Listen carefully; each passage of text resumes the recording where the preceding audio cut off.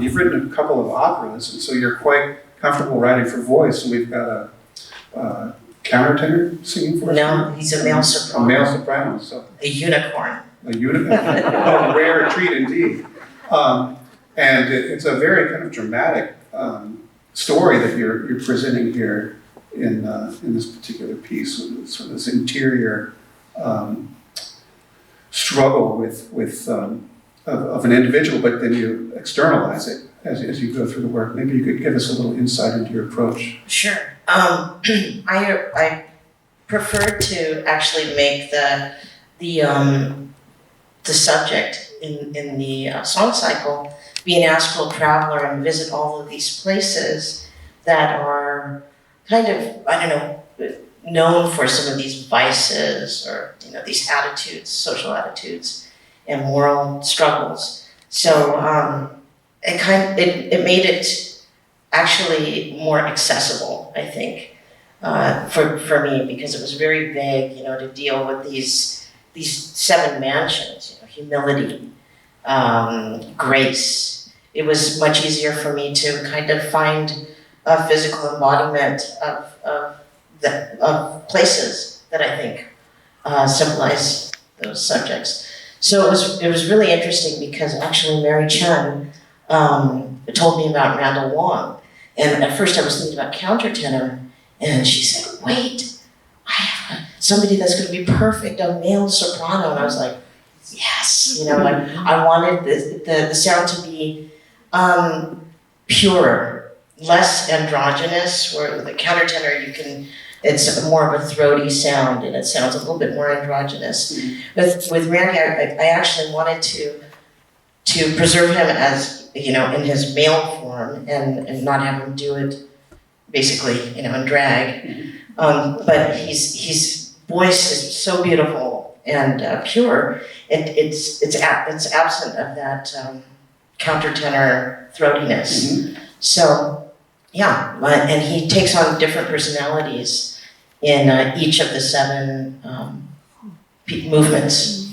Maybe you could give us a little insight into your decision-making process for the ensemble itself, because it's for male soprano, piano, and bass clarinet. Yes. Well, I needed the piece to evolve from darkness and dissonance and kind of an ugliness into this a more consonant, ethereal sound.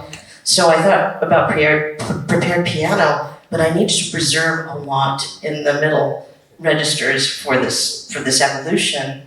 On the lower register, it's very percussive, and it's difficult to distinguish actually the tones in some of it in the extreme lower register. The higher registers, I needed something that would sound kind of glassy and metallic.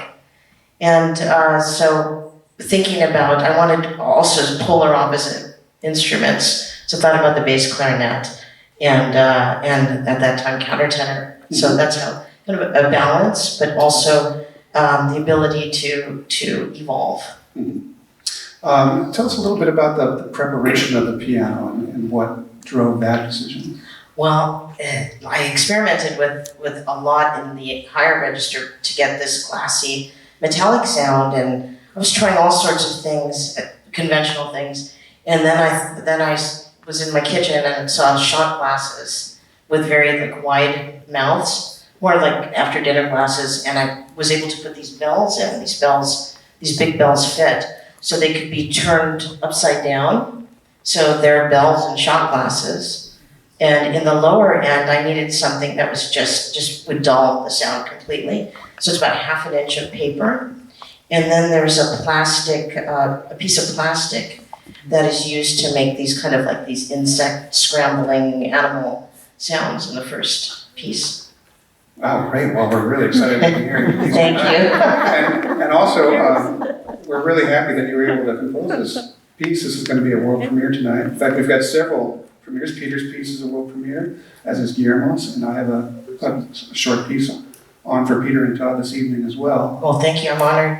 And we're thrilled. And we're very happy to also be presenting the West Coast premiere of a solo violin piece by Wayne Peterson, who's had a long and wonderful relationship with Earplay. Unfortunately, he couldn't be here this evening. He's just gotten out of the hospital, but as we understand it, he's doing okay. But we are looking forward to hearing Terry give the West Coast premiere of his piece this evening as well.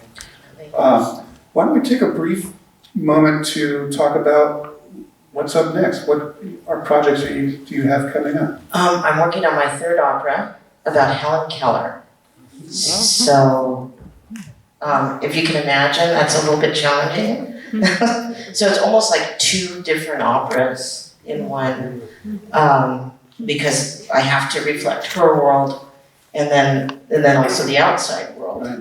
So it's actually a lot of fun. But man, the research, I uncovered so many things about her that I really had no idea. Right, fascinating individual. How do you approach that? Obviously, the main character, if she is the main character, wouldn't necessarily be singing. Well, I Or the wrote, internal dialogue that goes on? yeah, it's more about her internal dialogue and discovery of new sensations. So I actually wrote two sketches that were that premiered in Mexico City, and it's called Stereognosis, and that's the ability to realize what an object is just through touch, temperature, weight, volume, all of that. And so I wrote two pieces, Ice and Oranges, and it was about trying to embody these sensations musically, use different techniques, prepared piano.